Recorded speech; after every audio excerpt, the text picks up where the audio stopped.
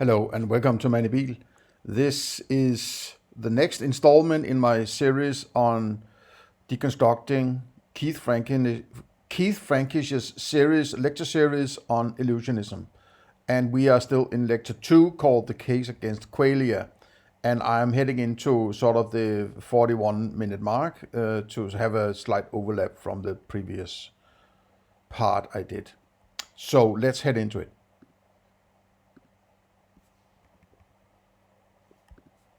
Oriented one way up that have an intrinsic spatial orientation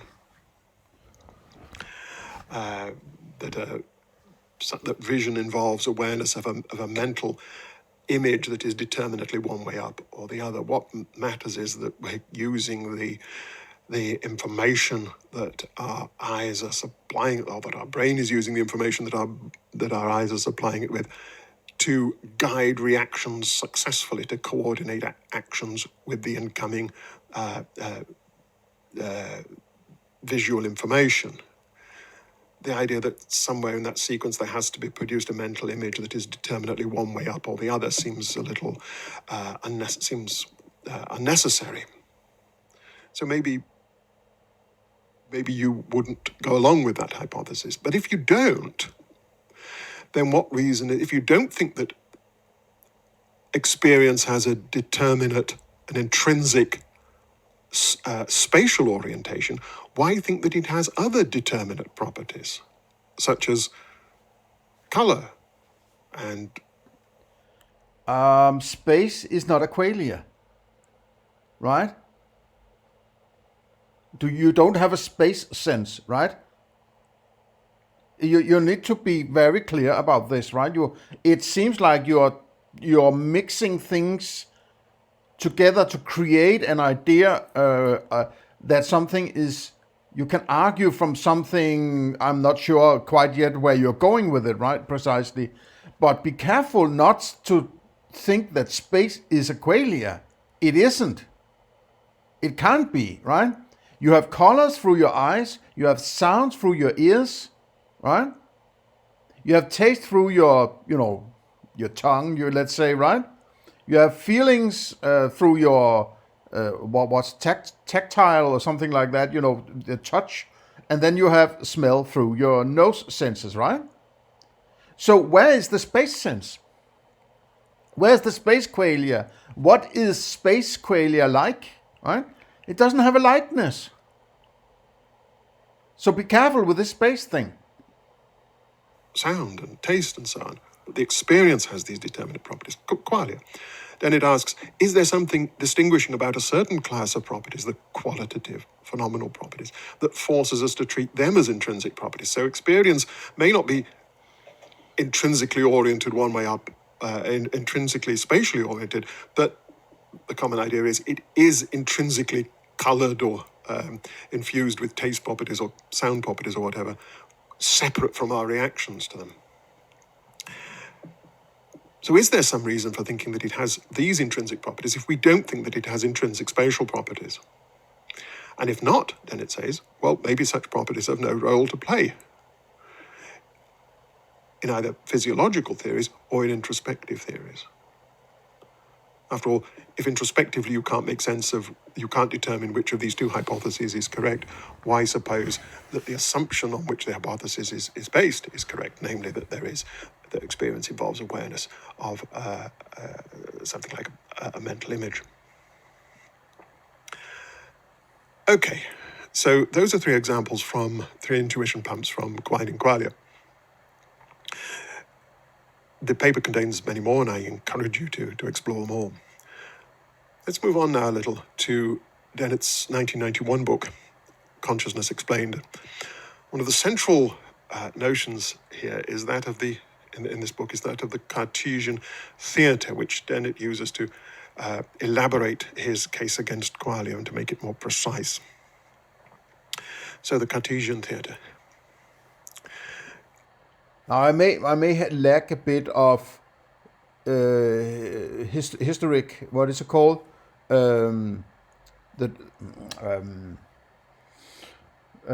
What has been presented in the previous bits that he has been doing in the first 2 lectures here, right? That I, because of the big gap between the last part and the, well, there's been a long gap between, I think, lecture 8 and lecture 9, part 8 or part 9 in my deconstruction here. So I've lost a few details of what his arguments are and so on. Sort of, I have a vague idea of what he was trying to say, right? But it's still very fluffy to me, right? And the case against qualia, what does that mean? I don't like these sort of half-ass arguments, right? Against qualia, but he's talking about qualia. So what does it mean, that they're not important, or what? What is that case that it is against? Is it against importance, or it's let's say existence, or the experience of it? I mean, I'm trying to figure out what is actually trying to say, right? It is fucking annoying that he's sort of wandering around the major argument, trying to create certain emotional states, or sort of half-ass arguments, or pulling some reference here, or an intuition pump there, and it's like, get to the fucking point, man, right? Don't try to groom me into some kind of acceptance of what you're trying to say, right? I hate that shit, right? The name comes from René Descartes. I'm sure you know who he was, a 17th century French philosopher. Now, Descartes thought that the brain was a pretty complex piece of biological machinery which did a lot of work in controlling our behavior, our habitual behavior at least. But he thought it couldn't do it all. Particularly, it couldn't do the more intellectual stuff, the thinking and language production and so on. That, he thought, required something special, an immaterial soul. So the brain needs to communicate with the soul, and the soul with the brain. The brain needs to send information to the soul, information about what's being seen and heard and felt and so on, so that the soul can think about it, and then the soul needs to send back its commands to the body to tell it what to do and say and so on. So there needs to be something like a communication center, a headquarters, through which this communication takes place. And Descartes proposed that this was the pineal gland in the center of the brain, circled there in red on this old engraving. He settled on this because he knew that most brain structures were duplicated on the left and right side. But he thought that the headquarters had to be just a single unit. The soul doesn't want to be getting 2 sets of messages. And the pineal gland is not duplicated in that way, and it's located centrally, and no one was quite sure what it did, so it seemed like a good candidate for playing this role of being the communication center. And so his thought was that what happens is that information from the senses is routed to the pineal gland, which then transmits the information to the soul, and then the soul sends its commands back through the same point. Now, few philosophers today endorse Cartesian dualism, but then it thinks argues that many of them still retain elements of this picture, elements of this Cartesian picture. He thinks that the way we think about consciousness, both at an everyday level and in much philosophical theorizing about consciousness, supposes that there is something like a headquarters in the brain where sensory information is pooled for conscious awareness to happen. We know that sensory processing involves many separate processes, detection of different features and so on. But it seems that it's all assembled together for conscious experience.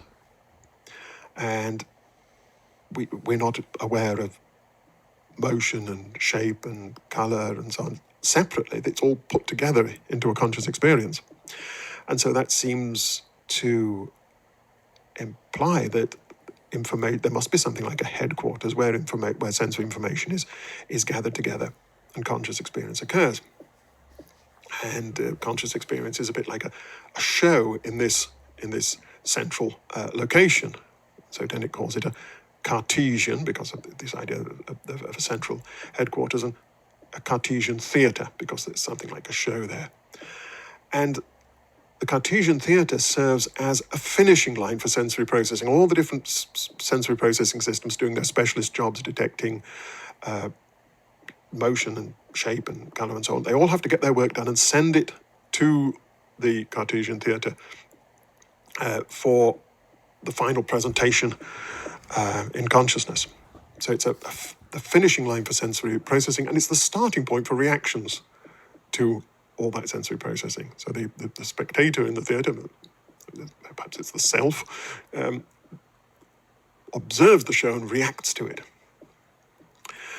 And consciousness then is a show, a qualia show. The presentation in the Cartesian theatre is of qualia, of mental qualities in the Cartesian theatre. And so here's an image of that. Of course, this is very literal. No one actually thinks there's a television screen inside your head. But if Dennett's right, then our common sense picture of consciousness assumes something like that.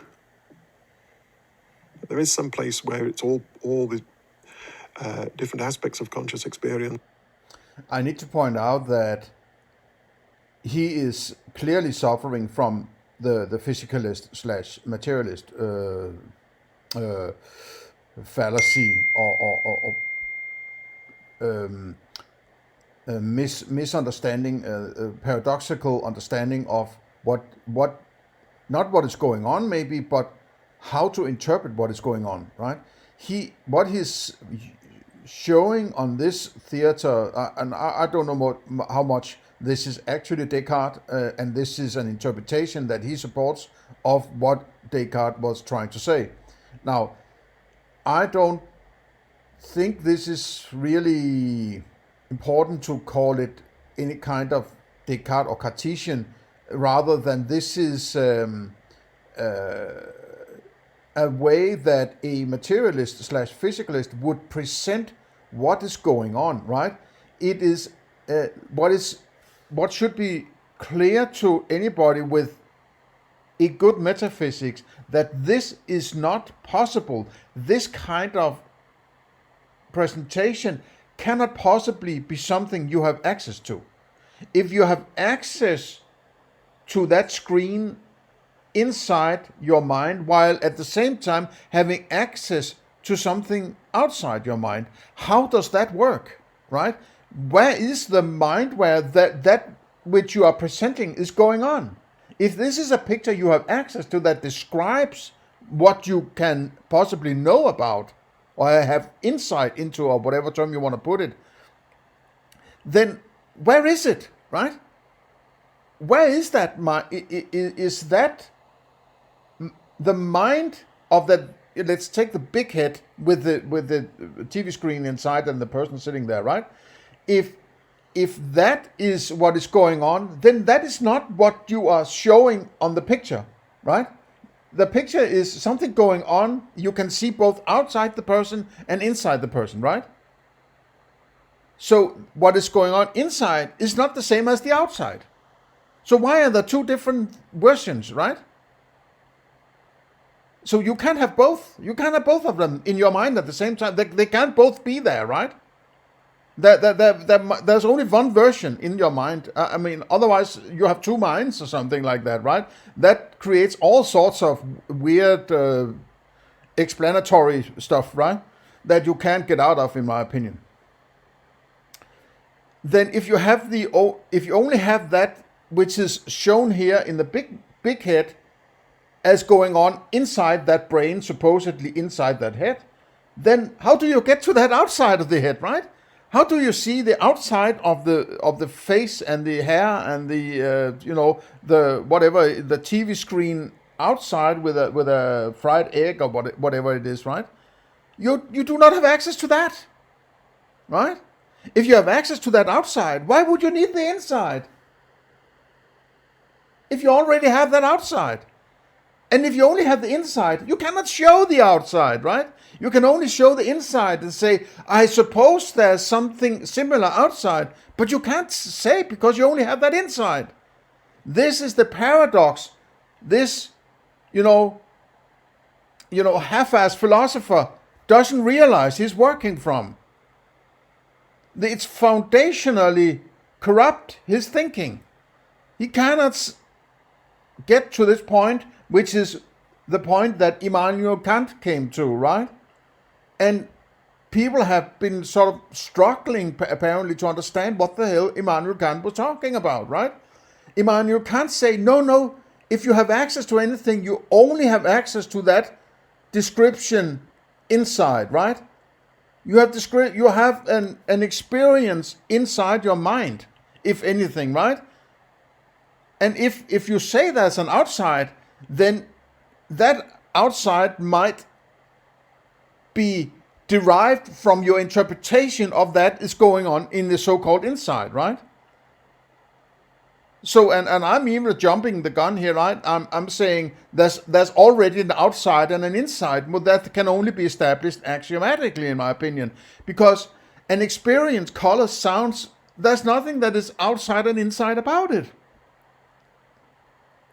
Your interpretations of it, that's purely up to your, yourself or your Cartesian theater goer, right? Your inner interpretation of these qualia. You can't just say, because I have something I experience, I'm considering that it must be just out of nowhere, something outside, and I'm going to make a one-to-one replacement of that outside with what I'm experiencing inside. You can't do that. You can only say, I am axiomatically saying that this part of my experience is a representation of something outside, without even knowing if there is an outside, right? And you can't even say anything about that outside other than I have an experience of it. So you do not have the real outside, right? Whatever that might be, nobody can get to it, right? That's what Immanuel Kant was saying correctly. If you follow the arguments, that's where it has to lead you, right? You could also stay a solipsist and say, well, I can't even say if there's an outside, so I only have an inside, right? So, but, there's nothing wrong in saying, okay, I'm going to state an axiom that says, this is a representation of something outside. That's fine. I mean, there's no problem in that. The only thing there is with this kind of axiom is that you are stating it from your subjective philosophy standpoint, and you are working from that axiom. You can't force feed that axiom into somebody else, right? If they don't accept your axiom, fine. And I would say then don't interact with them because you disagree fundamentally about how to understand your experience, right? And this level of metaphysics is completely oblivious to a guy like Keith Frankish, in my opinion, because he clearly shows us implicitly here that he doesn't understand basic metaphysics, right? And so all the different aspects of visual experience and all the other aspects of sensory experience, the other modalities are all assembled together into a sound and light show for observation by the self, if you like. Now, and we could put this in terms of the diagram that we had last time. You remember this cycle of incoming information and outgoing reactions that we talked about? Well, the Cartesian theatre would be poised finely between these two large areas. It's the point where the red hour of information processing all terminates, and the So now he is conflating the idea of information and reaction. Is an information and reaction, is that the same category? What is a reaction? Is that an emotion? And why is that emotion suddenly jumping out of that theater into that other apple area? I mean, this makes no sense at all, right? It might make sense in his head from his fallacious ground floor, right? But this is completely mad, in my opinion, right? This is that. I mean, it's like, where are these? You are making a diagram or a graphics here that is clearly not something you can experience. You can experience arrows, right?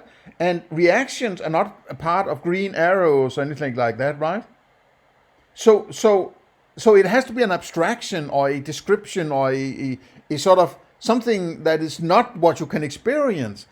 But then we are disconnected from that which we are dealing with when we're doing metaphysics, because that is what we can experience. It's not the abstractions we can place on whatever description we can make of those experiences, right?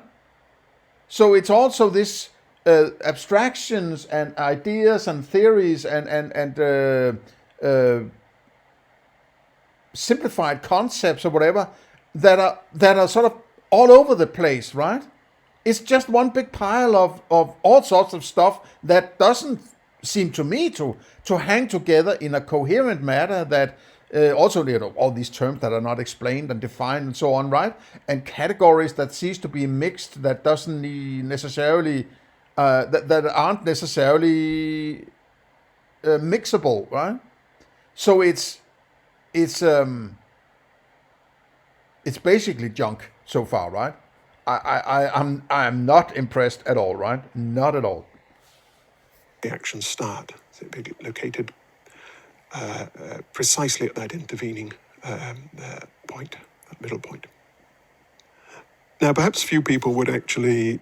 I might also add, if he's saying by this picture, or implicitly saying there is an apple outside my experience, if that Cartesian theater is what he says, that's what you have the qualia of the apple, then the redness of that apple is not out there, right? I could go with that, but that doesn't mean that there's an apple out there just because you have an experience of an apple in there. If you only have ever had an experience in there of apple, how the hell do you know if there's even an apple outside that experience? Because it needs to become an experience or a qualia of some kind before you can even have an idea about it, right? If there was no qualia, there were no conceptualizations like apple, right? So you need the qualia in order to get to apple somehow. So apple comes after the experience. Then you can't place the apple before the experience, right? It's very simple. It's very simple. And if he doesn't get this, well, all this bullshit he's spouting here, or all what he's lecturing you about here, is basically bullshit, or should be considered bullshit. It's based on a paradoxical, fallacious foundation, right? Say, yes, I that's exactly how I think of consciousness in terms of a Cartesian theatre. And then it isn't suggesting that they would. His suggestion is that the way they talk about consciousness, the way they think about consciousness, the questions they ask about consciousness, tacitly assume that sort of picture, Cartesian theatre model. And he thinks it's a very bad model. So let's get on to looking at some reasons why he thinks that. You can probably infer them from the examples we've already. Is it still Dennett? It's like he is referencing Dennett as if he doesn't say he agrees with it, right? He's very fluffy about where he actually stands himself. It's like he's trying to pull all sorts of other people in, making statements about this kind of metaphysics. But where does Keith Frankish stand on this, right? I would never present my personal metaphysics as, okay, then Keith Frankish said this, or Daniel Dennett said this, or, whoever, Bernardo Castro said this. No, I would say, this is my metaphysics, and I argue this way. This is purely my stance. I can't push it to somebody else, because Dennett must be a part of that theater, right? It's what he calls a book, which is sort of whiteness with black spots on it that he interprets in a certain way. Then it is just an experience, right? It's not a part of his philosophy, so to say. So it's this mix of switching between ways of doing philosophy. There is only one way to do philosophy, and that is staying with your experiences, right? Your qualia is the ground floor, and you work your way up from there, and you can always trace if you have a good philosophy, you can trace any argument anywhere in that string of arguments all the way back to that starting point, which was the qualia, right? Otherwise, if you just start to talk about intuition pumps, what the hell is that, right? Is there an intuition pump in that Cartesian theater anywhere there? I don't see any, right? So where did that come from, right? It's a stupid argument. You're just bringing in some joker from out of nowhere, right? That's not how you do philosophy. And not good philosophy. Already had. But so, for example, the inverting spectacles one would there. The question would be which way up is the screen in the Cartesian theatre. Okay, but let's look at the examples that he uses in Consciousness Explained, which are quite subtle and powerful. The first is this one, the colour phi phenomenon. This isn't an intuition pump. It isn't an imaginary example. This is a real psychological phenomenon. You can experience it for yourself. I'll give you the link in a moment. Here's what happens. Two differently coloured dots are shown for a fraction of a second, that should be, rather than a fraction of a succession, are shown for a fraction of a second in rapid succession. So suppose you're sitting watching this experiment, and you see a blue dot in one place that flashes on for a fraction of a second, and then it goes off, and then immediately afterwards, very soon afterwards, a red dot is flashed in front of your eyes in a different location. So two separate, differently coloured dots are shown in different locations, each for a fraction of a second in rapid succession. Now, if the timing was right, what you as the subject would report seeing in that situation is not two separate dots in different locations, but a single dot moving and changing colour.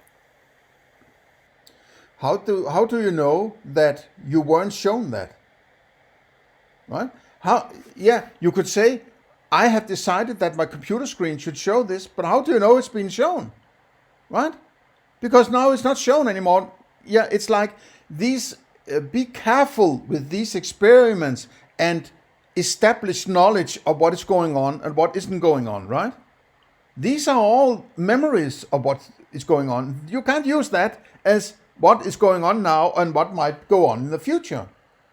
It's it's all fun with these kinds of. There are thousands of these basically, right?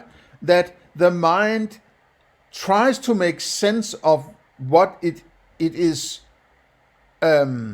experiencing, right? And that's basically an indicator that most of what you are, or all of what you're experiencing, is actually all something the mind has created, right? The mind is creating your experience, and how things, it's how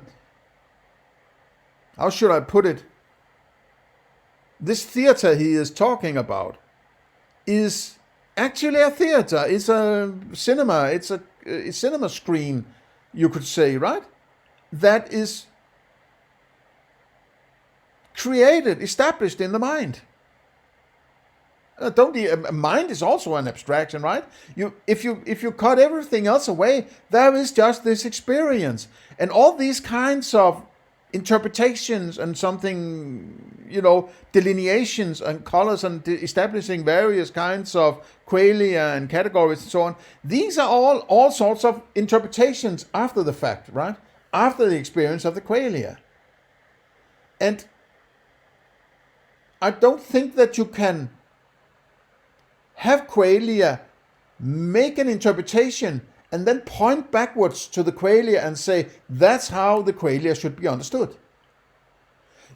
It's a sort of a one-way street, right? You have the qualia, and then you have the abstraction and interpretations over here. You can't use those interpretations here to go the other way back and explain the qualia, because the qualia was there in the first place in order for you to have those extra abstractions, right? So you can't use those abstractions that are after the fact to explain before the fact. So all these experiments don't really matter because they don't explain anything. They do not really explain anything, because if you say your experiences is some kind of, let's say, reflection of an external world, quote, right? Then whatever happens on that screen is purely your mind trying to create that screen. There's nothing about the screen that explains what is out there. There's a screen that is somehow useful for some end, right? But the screen is not the thing itself. So however much weirdness you can point out in that experience doesn't explain the experience, right? Okay. So in the two panels here, what is actually shown is on the top panel, and what you would report seeing is in the bottom one, a single dot moving from top left to bottom right and changing color along the way. Somehow it seems the brain fills in the movement and color change. The brain interprets these stimuli as again, but an interpretation, a report, a memory is not the qualia, right? You have to be careful not to say, I'm reporting something from an experience, right? That reporting may not be the same as the experience, but the memory or the reporting of that memory is the best memory, the most functional memory there is, right? Maybe it makes more sense to create a memory of the lower thing than the upper thing. The upper thing doesn't make any sense, right? The lower thing actually makes some kind of, pattern sense, right? So it makes actually more sense to have that in the memory rather than the upper one, right? The experience cannot possibly be there to get as close to that outside world as possible. It's there for you to survive, right? And if it makes more sense for the mind to remember the bottom picture than the top picture in order to survive, then it's going to take the lower one because that is what further survival, right? Ah, man. What a lousy philosopher he is. a single moving object. That's the brain decides that that's the most plausible interpretation of the stimuli, and fills in the movement and color changes. The brain says, it's not really two separate dots; it's one dot moving. This creates a puzzle. How did the brain manage to do that? How did it know in which direction the dot was to move and what color it was to change to? It could only know that after the second dot had appeared. But then once the second dot has appeared, it's too late to go back and fill in the movement and the color change. Here's the philosopher Nelson Goodman expressing this puzzle in a passage quoted in Consciousness Explained. How are we able to fill in the spot at the intervening place-times along a path running from the first to the second flash before the second flash occurs? It seems the brain would have to do this filling in before the second flash, but it couldn't know how to do the filling in until the second flash. Okay, so this looks like a puzzle. Now, Dennett thinks that the puzzle here arises because we have this Cartesian theatre model of consciousness. And in fact, when we think about the example, he argues that it tends to undermine that model.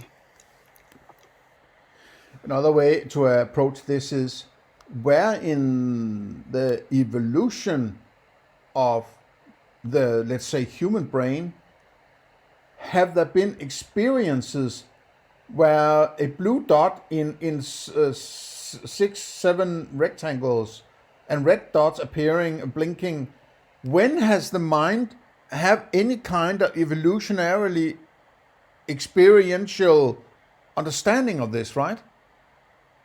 This is nothing like what the mind has been trained or evolutionarily evolved. That's a double whammy. Has evolved to understand or interpret, right? The mind interprets stuff. It's not really interested in the colors and the sounds and so on. It's trying to interpret, is this something, the 4F's, fighting, fleeing, fucking, and feeding, right? Is it something I have to feed on? Is it something that I have to fuck? Is it something I have to fight? Or do I have to run away, right? That's what is interesting. I don't care the color, whether or not the tiger is red, blue, or orange, or is a square. What I want to understand is, what the hell do I do with it, right? Should I run away? Is that, I mean, this is like quantum physics, which is so alien to the human mind that we can't basically understand. We just have to accept that it's weird. The mind is not evolved to understand these aspects, right? And these kinds of blue balls and blue ball, and rectangles and red dots and so on. This is, the mind is trying to make some kind of sense. It would actually be weird if it could make sense of this weird occurrence of squares and dots, rather than trying to connect the pattern. That makes much more sense to me, that it's trying to do that, right? Let's say that the mind has no clue about something that it's experiencing. Then it's trying to, based on its prior objectifications, trying to add stuff that gets to something that makes sense.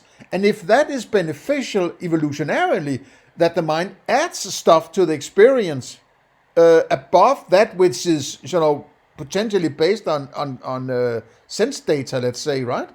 Then that's evolutionarily advantageous. So there's nothing, I mean, it would be highly unlikely that the mind is not adding stuff to the picture, right? Because the mind is creating it in the first place. So, here is a link to a website where you can go to see an online version of the color-fi phenomenon. You can tune the timings to try to get yourself to experience the phenomenon. And there's another website with more information about the color-fi. Okay, so let's look at what Dennett says about this. Now, he rules out the idea that there's something paranormal going on here, that somehow the brain projects the new interpretation back in time. He assumes that what's happening here is that the brain is registering the presence of the two spots and then somehow constructing a new interpretation of it, which is what you remember. That's pretty straightforward. The question is what to say about your conscious experience, what you're conscious of. And as Dennett points out, there are two possible explanations here, two possible theories. If the Cartesian theatre model were right, then there should be two possible accounts of what happened, which Dennett calls Orwellian and Stalinesque. Now, the Orwellian explanation goes like this. okay. The stationary spots, the two stationary spots, were each perceived consciously in the Cartesian theatre. So what you were consciously aware of, what was shown in the Cartesian theatre, was first a blue spot and then separately a red spot. But before you had chance to report that, the brain constructed its new interpretation of a single spot moving and changing colour and edited your memories, so that the memories of the two stationary spots were deleted and overwritten with a memory of a single spot moving and changing colour, and that's what you report. He calls this the Orwellian model after George Orwell's 1980 novel 1984, in which a totalitarian state controls information by editing historical records to make them conform to the party line. So if the party has Just like the state is doing now, right? Yeah, it's more complicated now maybe, but it's going on YouTube and Twitter and Facebook and so on, right? And, reconstructing the ideas of history and so on, and changing to make things look like certain types of people are owed some kind of apology because of some kind of past that is sort of reflecting in the now and so on, right? What it is called revisionist, right? This is it goes a long way back, 100 years to the, maybe that's the Stalinesque version he's talking about, right? But the point might be to say he's more or less working for the system that works from this idea, right?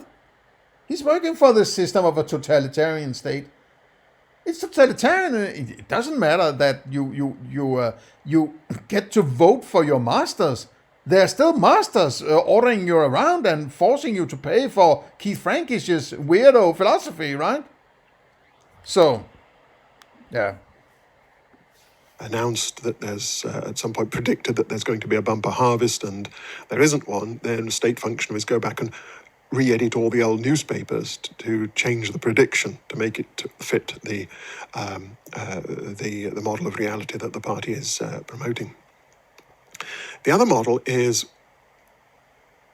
what then it calls Stalinesque. Here the idea is that the stationary spots were not perceived consciously.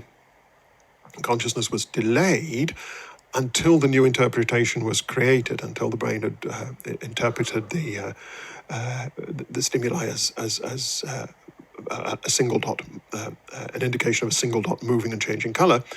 And then it was this new interpretation that was displayed in the Cartesian theatre that you were conscious of. Dennett calls this the Stalinesque model in reference to the show trials in Soviet Russia in the 1930s, when supposed enemies of the state were framed for crimes. All the fabrication was done before the presentation to the public, and the presentation happened at a show trial where the case was all fabricated and assembled and then presented to the public at a trial, which is the analogy of a consciousness. So whereas in the previous case the fabrication was done after the event and historical records were changed, here it was all done before the event and the completed version presented to the public. So we can represent that again with a timeline like this. Here's the timeline of what happened in the brain and what happened in consciousness. On the Orwellian model, there was a representation of a blue spot in the brain. What happened in the brain? How do you know about what happens in the brain? You can't get to what is going on in the brain. It can only be some kind of reconstructed qualia on a computer screen or something like that. But that's not what's going on in the brain. That's some kind of picture of, created from electrodes and whatever, right? I mean, it's fucked up from the ground floor. It doesn't work. You're claiming insights you cannot possibly have. Brain. And then that blue spot was displayed in consciousness. Then there was a representation of a red spot in the brain. And that was, the red spot was displayed in consciousness. Then the brain constructed its new interpretation of the... Displayed in consciousness? What? No. Hang on, mate. Displayed in... No, you can be conscious of the display. If you want to call it a display. The display is not appearing in consciousness. What is consciousness then, right? Where are the delineations of these ideas? It's sort of, it floats. It's all mixed together in some, I don't know what, right? Situation as a blue spot moving and turning red. It didn't display that in consciousness. It simply wrote that down in memory, deleted the memory of the experience of the... No, but, fuck this shit, man. Don't be so hung up on these little mind trying to make sense of weirdness, right? It's like if the mind is saying, okay, there's a tiger over there, and a short while after, there's a tiger over there, right? It might be two different tigers, but it could also be the same tiger that has gone from over there to over there. And meanwhile, the sunlight is hitting the tiger in a particular way that makes it brown rather than orange or something like that. So it's creating the story of the tiger This way the mind is just creating the story of the dot. That is changing the qualia. The mind is not really interested in qualia. The mind is interested in making sense of the qualia, right? Not the quality of the qualia. It's not important whether it's red or blue, right? What arrives as conceptualizations of these qualia are important for what you're going to do about it, right? I'm not saying the qualia is not important. They are necessary in order for you to have the conceptualizations or the objectifications or whatever term you want to put on it. But it's like if you get a third of the full picture, the mind adds the rest of the picture in sort of second guessing things, right? And that apparently, in my opinion, is more advantageous from an evolutionary standpoint, that the mind can do that rather than if it couldn't do it, right? Those that couldn't do it compared to those who could do it were less able to survive compared to those who could do it, right? So that's why the mind is adding stuff to the picture in order to create something that works. And you have no way of knowing anything about how it should be. It's like he knows this is what you should experience. You can't do that, right? Because you have no reference, right? You have no reference of any kind, right? The separate spots and replaced it with a memory of a blue spot moving. And this is the Cartesian demon, right?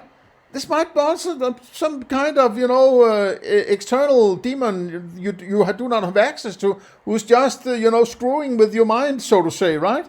And creating the story of Lecture 2 of Illusionism by Keith Frankish. Showing you dots and telling you this and creating this story of that and so on, right? Little beetles in boxes and all that. It could just be a story. You have no reference, right? There's no reference anywhere. Turning red. And then on the Stalinesque model, again, representation of a blue spot in the brain, not displayed in consciousness. Representation of a red spot, again, not displayed in consciousness. The new interpretation constructed of a single spot moving and changing color, and then that is displayed in consciousness. And then again, a memory of a blue spot moving and turning red is created. So in both cases, you end up in exactly the same place with a memory of seeing a blue spot moving and turning red. In one case, it's a fake memory. In the other case, it's a memory of something that really was presented in the Cartesian theatre. Now, before we move on to the analysis, here's another example of the same sort of phenomenon from everyday life this time. And then it asks you to imagine this: you're standing on the street when a woman runs past you. She's not wearing glasses, but she reminds you of a woman you saw last week who was. And this memory of the woman from last week somehow contaminates your memory of this event, so that when you're asked to describe the woman you've just seen, you say that she was wearing glasses. Okay. This sort of thing, I think it's familiar to all of us. And again, there are going to be two possible explanations of how this happened. If the Cartesian model were right, there'd be an Orwellian explanation where you consciously experience the woman as not wearing glasses, but the memory of the woman from last week tampered with your memories of this event, so that immediately afterwards you report having seen a woman with glasses. No, but what they're trying... I mean, it's this fly fucking kind of, mental gymnastics of this could be the case and you could experience this, you could experience that. You saw a woman yesterday and now there's a similar looking woman who doesn't have glasses, and does she have glasses? Is your mind adding glasses? And man, get to the fucking point, man. Glasses. Even though that's not what you actually consciously experienced. The other is that the memory contamination happens before consciousness, so that you actually consciously experience a woman with glasses. An image of a woman with glasses is shown in the Cartesian theatre, as it were. And again, you end up, in both cases, in the same situation, reporting having seen a woman with glasses. So again, we can do this on the timeline, the Orwellian version, representation of a woman without glasses, shown in the Cartesian theatre. Interpretation as a woman with glasses, influenced by the memory of the woman you saw the previous week, and a memory of a woman. Seeing a woman with glasses, this new interpretation is written down in memory, overwriting the memory of what you actually experienced. And again, the Standard model, representation of a woman without glasses, the new interpretation, shaped by your memory of the woman from last week, interpretation of a woman with glasses. That's what's shown in the Cartesian theatre, something different. And again, you have a memory of seeing a woman with glasses. So it's exactly the same in outline as the Calify example. Now, here's the question. If the Cartesian theatre model were right, then these are two genuinely different hypotheses. How would we decide between them?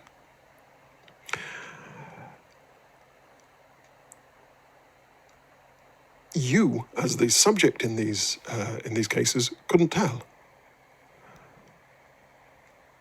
On either model, all these subpersonal operations in registering the presence of the dots in the brain, constructing the new interpretation, editing memories, changing memories, all of these happened before you could report your experience, even to yourself. And all your subsequent memories and reports are exactly the same. Do you have to report to yourself? What are you talking about?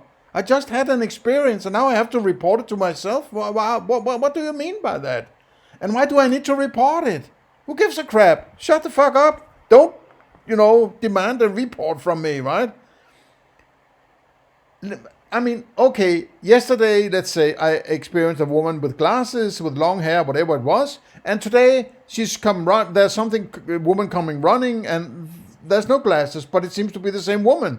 Now, in the storage of my memory, it would make sense to make one woman with sort of a two-headed hydra, one having glasses and one not having glasses, so that I have a memory that this individual can be with or without glasses. And maybe I would report glasses and maybe not report glasses.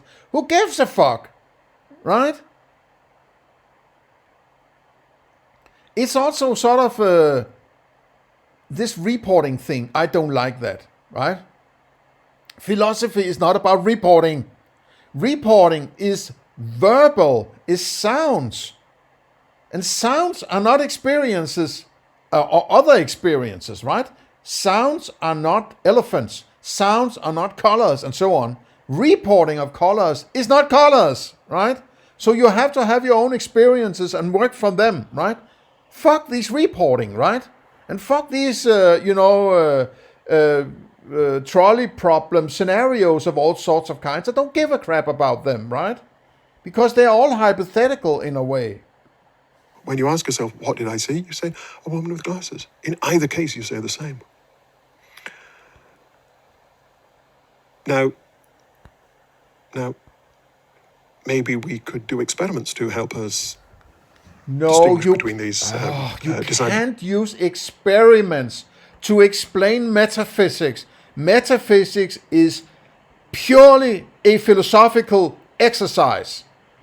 Doing experiments necessitates, in my opinion, that you have settled what you mean by knowledge, right? And an understanding of how to understand certain experiences, right? And how that relates to memories and inductions and deductions and all this shit that is going on in the mind, which is basically some kind of metaphysics, right? You have to settle that before you can do an experiment, which is science. Science is based on knowledge, right? Otherwise, what are you talking about? You can't mix science and metaphysics. It's stupid, right? Between these models. Here's one that Dennett suggests. Suppose that we have the person who's witnessing the color phi phenomenon. Suppose we ask them to press a button as soon as they are aware of the blue spot, the first spot. And suppose they do that before their has been time for their brain to construct the Fuck new interpretation. I'm going to jump ahead. I can't. Then experience the Cartesian theory. Get away from this. Press was triggered non-consciously. We've given these instructions to the subject. The brain has registered these instructions. This new, all of those pictures. I want to brain, jump ahead. I can't handle this. Moment of consciousness. I can't handle this. Neuroscience deciding on blue to red dots, right? Like a little flash of light. This is the one of the woman. The sequence of events in the brain is exactly the same in each case. Representation of woman without glasses, interpretation of woman with glasses, memory of seeing woman with glasses. The same in both cases. The same in the colour 5 one. If you go back and look at that, it's exactly the same representation of blue spot, representation of red spot, interpretation of single spot moving and changing colour, memory of seeing a single spot moving and changing colour.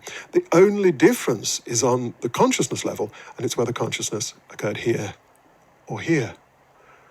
And neuroscience can't identify that. Aha! So you can't tell introspectively. So you can't use neuroscience for... Of course not, right?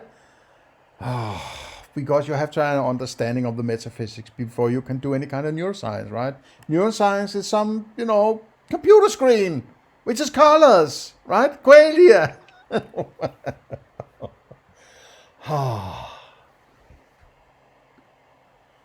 You can't distinguish introspectively between these hypotheses. Science isn't going to help you.